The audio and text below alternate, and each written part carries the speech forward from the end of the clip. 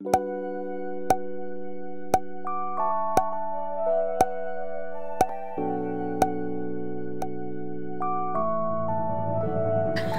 Home Slices, it's Kiera with Home Slice Adulting coming to you with my review for Season 5, Episode 515 of Iyanla Fix My Life, which is all about Hazel-E, Broken Reality. So let's just get into this. My feelings on Hazel-E prior to this show. For those of you who do not know, I have been reviewing Love and Hip Hop Hollywood for the previous season. I reviewed it and I reviewed a part of the season from 2 years ago. So I am a fan of Love and Hip Hop Hollywood. I have seen virtually all of the episodes, so I do know enough about Hazel-E. But some of my feelings about her prior to this show was that originally I felt that she was on the underdog of Love and Hip Hop Hollywood, that I felt people treated her badly, that people talked about her and about her nose, and that she was trying to reinvent herself, and Young Bird did her wrong, and Young Berg, and then her and Tia Marie's relationship kind of fell apart. So I feel like we were all rooting for Hazel-E, but on this previous season I think she just started feeling herself a little bit too much, just thinking that she ran everything, just not having I don't think that she was necessarily grateful enough for the opportunity to be back on Love and Hip Hop Hollywood, because she had been off for a season or two. She didn't have any real humility about her, and it's like one of those people that you want to win but they can't really ever get anything right. So that's how I felt about her before watching this full episode. These days I feel like Hazel looks really good. I feel like she's gotten to a point where her plastic surgery is actually really good, and like she doesn't need to have any more surgery or anything done. She looks like a normal person. Her nose looks good. I feel like she is like at a point where if she can get her wigs together, then she'll be like 100% on point. Her body looks good and everything. So physically Hazel is looking good these days. But moving on, we start off with Iyanla and Angela, who is Hazel-E's mother. Now, real quick, let's talk about this. Hazel's real name is Ericka, but it's spelled A-R-I-C-A. I have never heard Ericka spelled with an A, but it's like, how is her name Hazel-E if her name Ericka is spelled with the A? See, that didn't make sense to me. But moving on. So, Hazel's mama says that Hazel and Ericka are two different people, and those lines became blurred when she was on the show Love and Hip Hop Hollywood. Now Angela says that Hazel became a character on a show as opposed to knowing the difference of being a real person off camera. Now they discussed the colorist comments that Hazel made. We all know about them. We all have talked about them. That incident happened shortly after the end of Love and Hip Hop Hollywood. And due to her homophobic and colorist comments, she was basically banned from coming back to Love and Hip Hop Hollywood, and I do not blame the producers at all for that.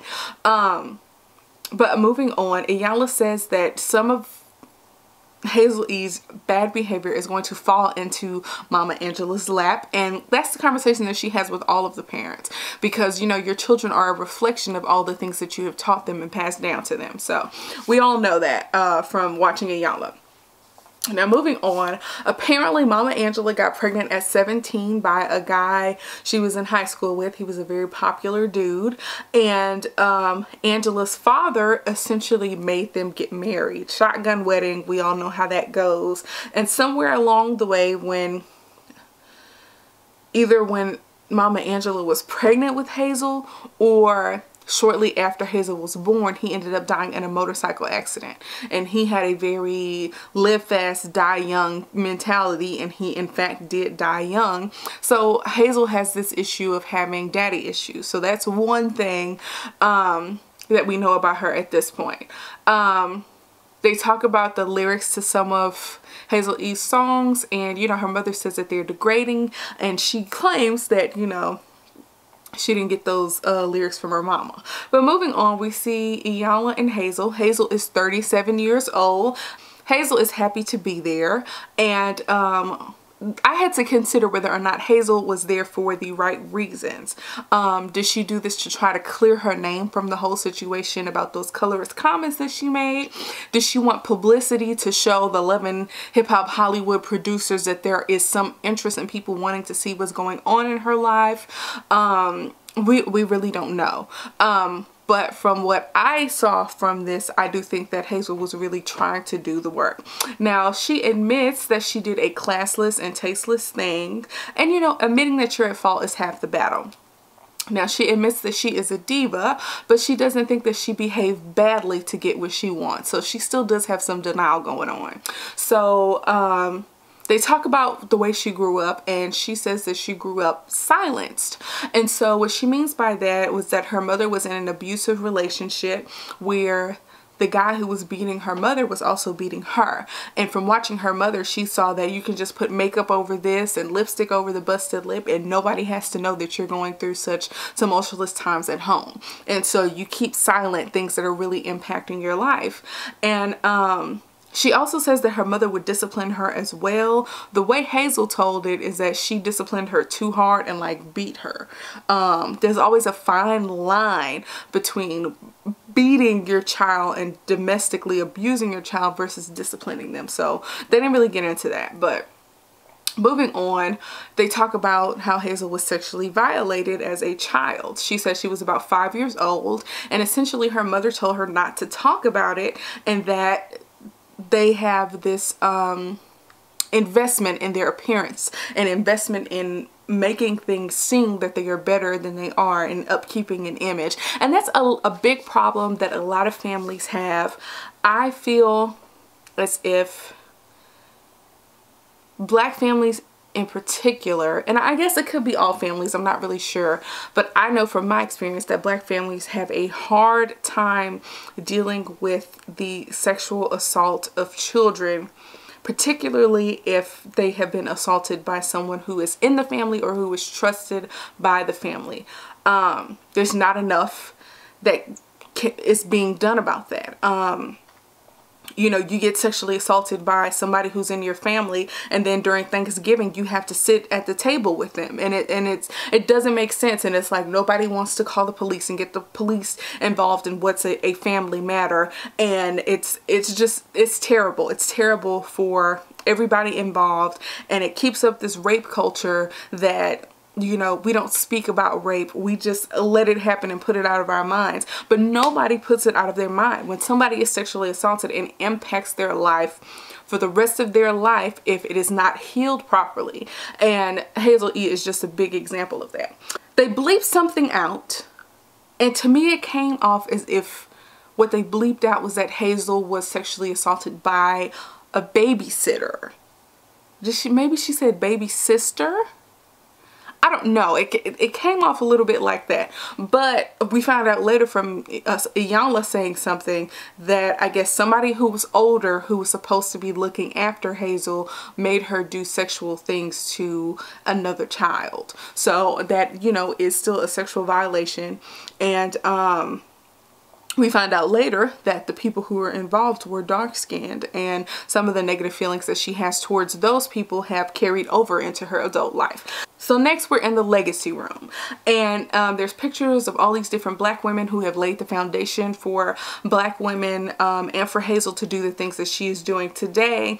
And basically Iyanla is saying that all of these women have had to fight racism regardless of whether they are dark-skinned or light-skinned. Rosa Parks was very light-skinned, and then we have Harriet Tubman, who was very dark-skinned, and it's like regardless of what shade these ladies were, they all had to overcome racism from the outside world. And you know, really there's no reason for us to have colorism within our own race. But moving on, she pointed out Septima Clark, and I had to say this because I had heard the name before, but I did not recall what she had actually done. So I looked it up really quickly, and apparently she was an educator and civil rights activist that led literacy workshops to help Black people learn to read so that they could vote. So she did a lot of things with voting and getting Black people in the voting booths. Also, she mentioned Pearl Bailey. I had heard her name before. She's an acclaimed actress and singer. She won an Emmy. She was on Broadway, which is like a big deal for the time that she was doing her thing in, you know, the acting world. And she had Hazel read her lyrics to some of the women on the wall, to Dorothy Dandridge and Rosa Parks and some of the other women whose pictures were on the walls. And Iyanla is pointing out all of the negative things, things that can be construed as degrading in the lyrics, pop my butt and I have everything that I want, and things along those lines. And Iyanla asks her, when did the identities that you have become distorted? Hazel-E versus Ericka. Hazel went into this thing where she was talking about her childhood, where they moved around a lot, and how her mother would wake her up in the middle of the night and quietly have her move from one house to another so that the man that she was with at the time wouldn't kill her. And that's like, that can be very traumatic for someone. And as time went on throughout the episode, I had more and more sympathy for Hazel-E. But moving on, she talked about some of the things that her mother taught her about being a woman. And so she said, you know, your pocketbook is sacred. And then Hazel starts crying because I think she feels that she is being hard on her mother when she does not want it to come off as if she's bashing her mother for not raising her properly or not teaching her more things about being a woman. And Iyanla has to tell her that, you know, don't worry about your mother right now. That whatever your mother did does not mean that you don't have to speak your experience. I feel that, and I understand that, because in my household, and I feel like in a lot of other family households who have been raised by single mothers, you put your mother on this pedestal.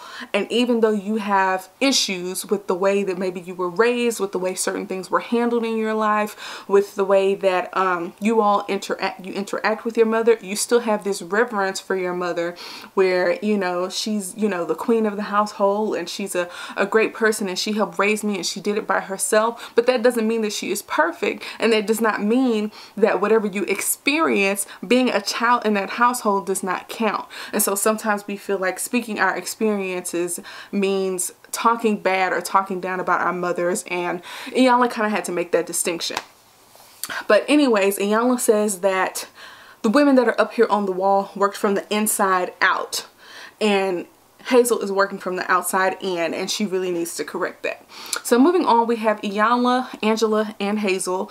And when Iyanla talked about moving around, it was a very big sore spot for Angela. And so she claimed that, you know, we only moved 3 times, and we were moving on up like the Jeffersons. like each time we moved to a better place. And Iyanla was like, it's not about that. It's about you allowing your daughter to express to you the way that she feels. And I'm gonna tell y'all this is me talking from my own personal experience, which is something that I don't often do on this channel.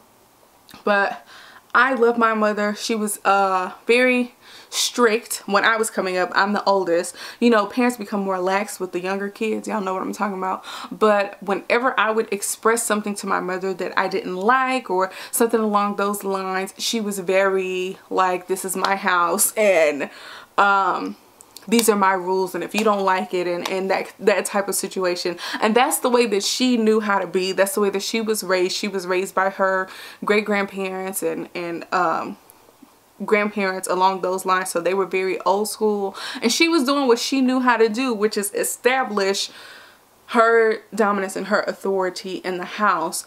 But there were times where I felt like she didn't hear me, she didn't listen, she didn't care about what I was going through. She would only see things through her lens, and she did not make me feel comfortable with coming to her about certain things. And that's just the way it was for me. So I totally understood what was going on. And even later, you can kind of see Angela, when Iyanla asked Angela if she had ever apologized to Hazel-E for some of her shortcomings as a mother, Angela was like, no, I've never apologized and I don't feel the need to apologize about giving her life. And it kind of reminded me of me and my mother a little bit. But, you know, I have a more open and honest relationship with my mother now. When I talk to her, I speak openly and honestly. And I think that comes from us not living in the same house anymore, or me showing respect without having like the teenage angst or teenage edge that I had at the time. But our relationship is better, but that doesn't mean that I didn't go through, you know, what I went through.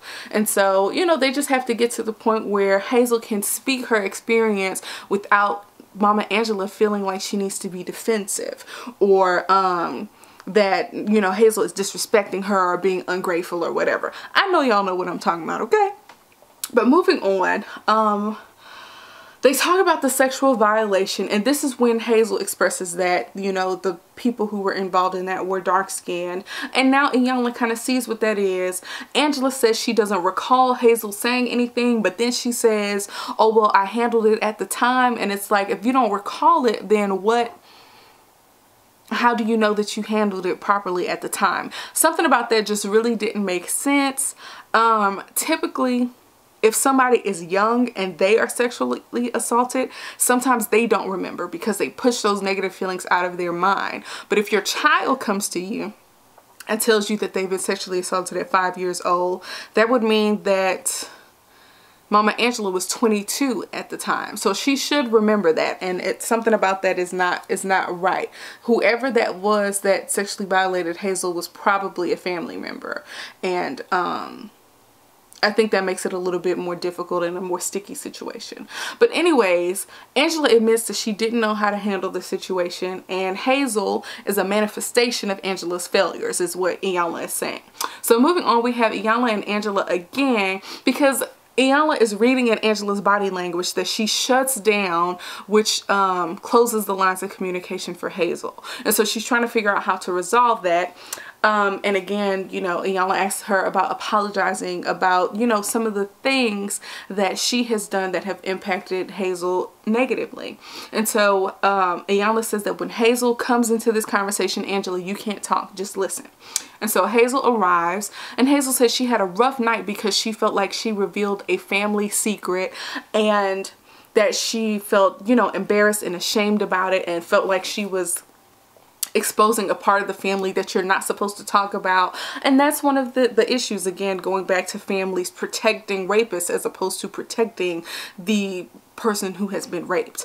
But moving on, Iyanla had to like get that out of your mind. Don't worry about a family secret or whatever. This is about your experience and how you were impacted by what happened to you, and that she has a right to tell her story. So Hazel talks about not having a dad and only having a few memories of him, and you know, one of those memories is going to his funeral. And then she talks about how she only has like 2 modes of operation, and the first one is either, you know, shut up and shut down and don't talk about it, like the way she has been taught her whole life, or she goes off the rails. And Iyanla explains this as a rebellion of the way that she was taught, which is basically the opposite of shutting up and shutting down.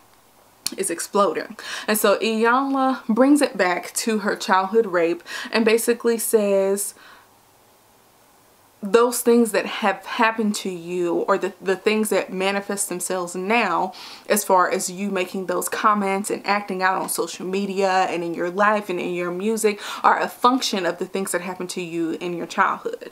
And she says just because her mother was not equipped to teach her better does not mean that she can't be hurt by it, that she can't have feelings about it. And so Mama Angela apologizes, and she's reading off of a card, but I really do think Mama Angela meant what she said. She says that she apologizes for making Hazel feel as if she was a mistake, for not choosing a better father that she was in love with to, you know, make a child with, and for not protecting her from the sexual trauma that happened, which I think was a really big deal, and hopefully their relationship gets better from here on out. Now moving on, we have this colorism circle, which was quite interesting. Colorism is a big deal in the Black community. For those of you who do not know, colorism is a big deal in the Hispanic community. For those of you who do not watch Love and Hip Hop Miami, you can just ask Amara La Negra. Colorism, I wonder if colorism is an issue in the Indian culture. Because we all know that there are dark-skinned and light-skinned Indian people. So I wonder if colorism is an issue there. I don't know. But anyways, some ladies come there. There's Rashawn Ali. She's an actress. There was Estelle. We all know Estelle. Will you be my American boy? American boy. And then we have the girl from Players Club, Cristal Wilson. I was wondering why she was there. But if you all remember, she was on a previous episode of Iyanla Fix My Life. I don't know why I was going to say Diary of a Mad Black Woman.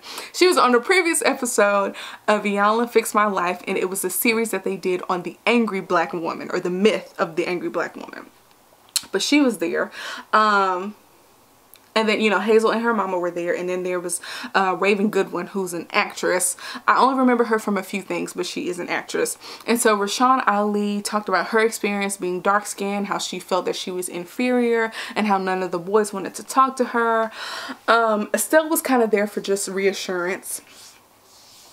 Cristal was there, and she was saying how she was impacted by an incident where some of her dark-skinned friends were not allowed to come into a party with her, and how like her relationship with those girls is not good after that, and how she feels bad about that, and she can't even look at those people the same way. And then we have Angela, who's Hazel's mama, talk about how she was accused of being the milkman's baby, and how she used to get into fight with dark-skinned girls because she wasn't, you know, dark enough. And then Hazel-E and Raven Goodwin sit down in front of each other face to face, and Raven was the designated person who was supposed to express her feelings regarding what Hazel said and how many people it hurt and all those kind of things, and how it set us back to the brown paper bag kind of situation, and how hurtful it was to a lot of people. And Hazel expressed what she experienced as a light-skinned girl.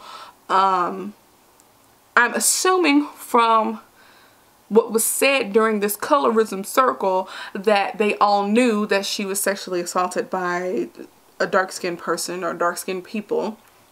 And so Hazel was saying that even though I said those things, that's not really the way that I feel. I was speaking out of anger. I was addressing a few individuals, and I ended up hurting a whole bunch of people in the process. And so I honestly feel that Hazel is not on some Olivia Pope damage control type of thing. I actually believe her. I actually believe that she is being genuine when she talks about not having those feelings about colorism and not wanting to offend anybody. And I just think that things got too out of hand for her. She was feeling herself a little bit too much. We all know that she was acting a little crazy on Love and Hip Hop Hollywood, and fame can get, you know, to the best of us. So Iyanla says, you know, let's just be honest. Your outburst was a result of you not healing your pain. And once you heal your pain, you don't act out in ways like that. And so Hazel found out that she has a responsibility to her sisters and, you know, to herself. And we find out that, you know, Hazel is doing better, I guess. And so as much as Hazel-E annoyed me on Love and Hip Hop Hollywood this previous season, I really have a lot more of an understanding heart towards her, and I wish her the best of success in whatever she does. And we will see in the future if this situation with Iyanla has impacted her for the better, or if it was all for TV, and we'll eventually see.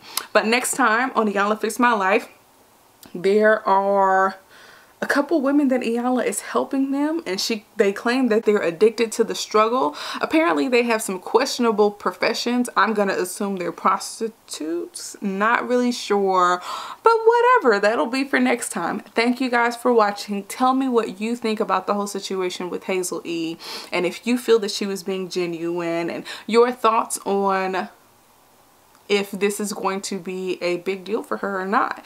Thank you guys for watching. Don't forget to like, comment, and subscribe, and to hit that bell so that you can get the notifications when I post new videos.